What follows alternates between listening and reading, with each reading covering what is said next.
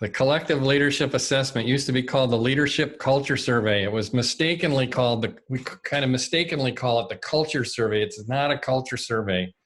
It was leadership culture, and collective leadership assessment is a much better name because it's really gets much more traction. And it's not mistaken for a culture survey. We actually had one facilitator describe it as a culture survey, set it up as a culture survey, and when they got it back, they go, "This is not a culture survey." So naming is really important. I love the collective leadership assessment name. It gets right to the heart of what we're trying to do. We're trying to assess what's the collective, how would you as a group show up collectively to lead this organization, and how effective is that? I'm sorry, I have a Air National Guard base here, and there's a F-16 coming in evidently. So this is, can you hear me? Yeah.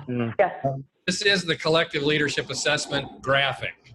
It's the inner circle. You're already familiar with it.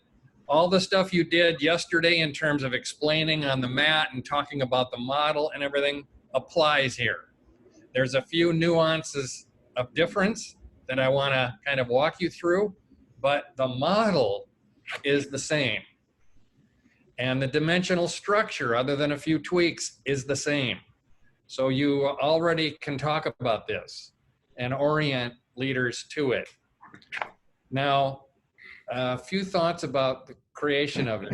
I started thinking about this shortly after we were finished with the 360 assessment. And I sat down to start working on it, and I realized I was exhausted from the intensity of what it took to get that complete. And I hadn't gone through in the creative process, the completion phase of really receiving the completion, letting yourself kind of decompress, regenerate energy for the next creation. I was still, I wasn't anywhere near through that. And then I had this idea, I don't need to reinvent it. We have all these items, we know which ones work. All I have to do is repurpose it. So it really became quite simple. And so actually the questions or the items on this are the same ones that are on the Leadership Circle Assessment 360, less some, and I'll talk about that in a minute. So that was the beginning. And the purpose really was for selling. It was designed originally, in my mind, how can I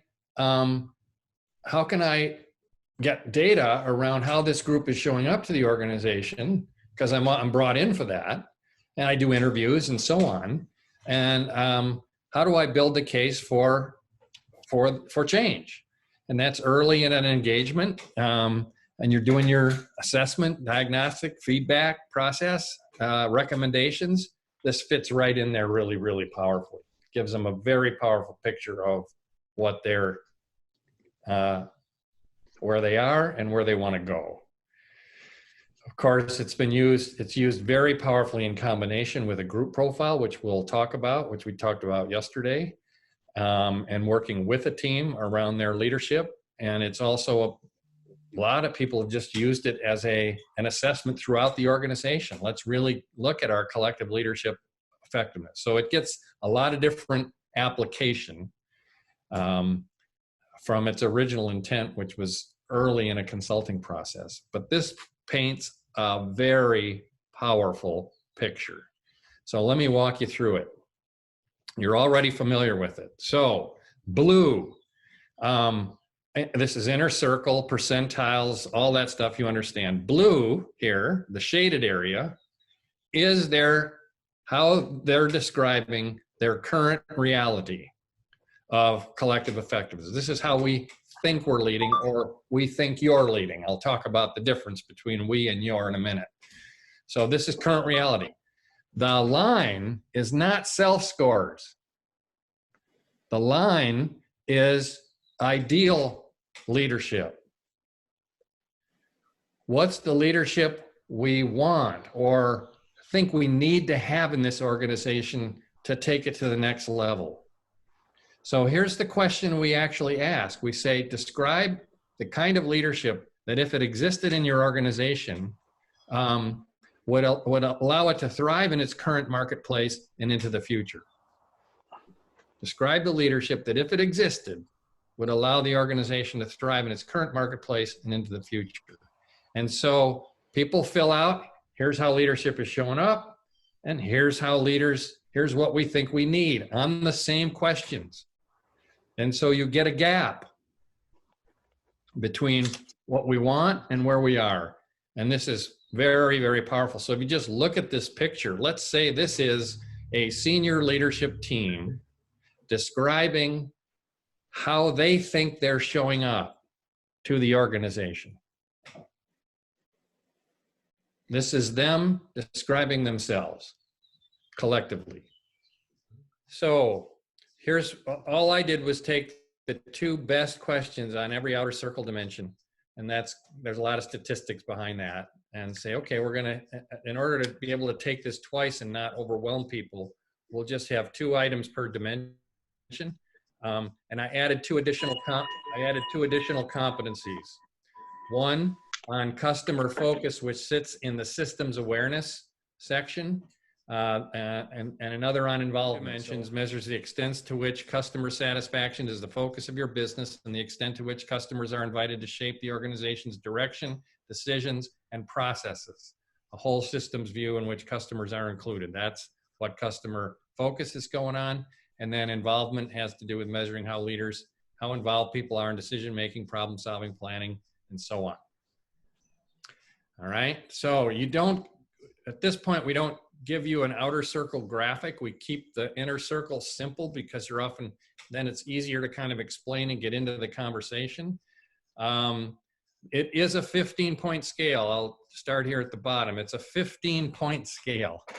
So this is where I got a little carried away in creating it. Instead of doing half points in between, we just use numbers, it would have been 1 through 9, but I extended it out because I wanted to get more discrimination in the data. So like there's always, it's strongly, you can see it's very strongly disagree rather than ending it strongly disagree. So I'm trying to get more, because of the skewness in most data, I was trying to stretch it out a little bit when I created it. So it's a 15-point scale, but with half points in between, it's really just a 7-point scale. So, and then there's one anomaly here on the creative reactive score. We didn't want negative numbers. Sometimes reactive is so strong, it overwhelms creative and you get a negative raw score. And in the early days, that created problems with programming. Couldn't handle that. But also it just didn't sit well. So we just added 15. So sometimes you can get a number that's higher than 15, but the raw score here is pretty irrelevant because it's a computation. The percentile score is what really carries the day in the conversation. So now you have both the collective 360 and the collective leadership assessment, and you can use them both side by side. One tends to show the sum of the parts. That's the group profile. Here's the sum of the parts. If you add up our profiles, average them up, they look like this. Here, it's a picture of the collective. So this is the whole, not the sum of the parts. And the reason that this is really powerful is because we talked about yesterday in the canceling effect, you can have one person on the team that's interrupting the effectiveness much more so, for example, than would show up when you just average the reports together. So how the team is showing up collectively has to do with the dynamics between how we're playing out with each other. And so both give you very useful and nuanced pictures.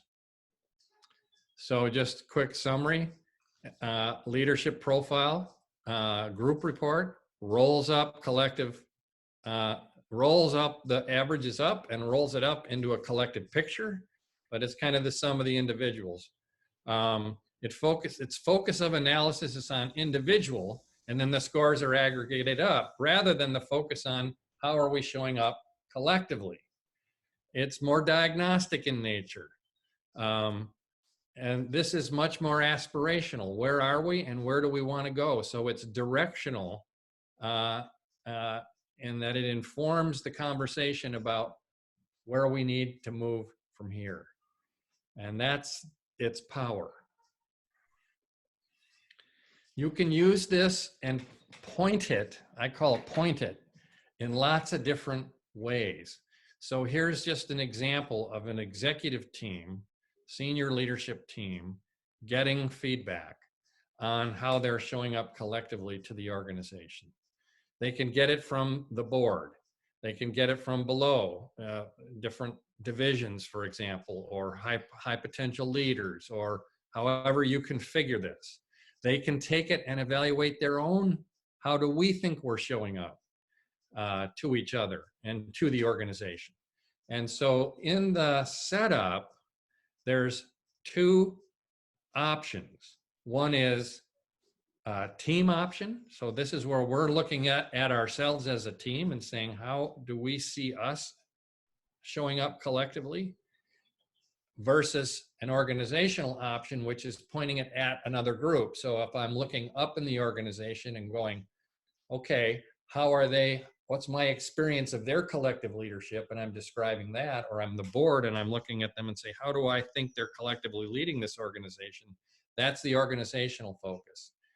And that could be a team. It could be a whole division. You could say, what's my experience of leadership in this division?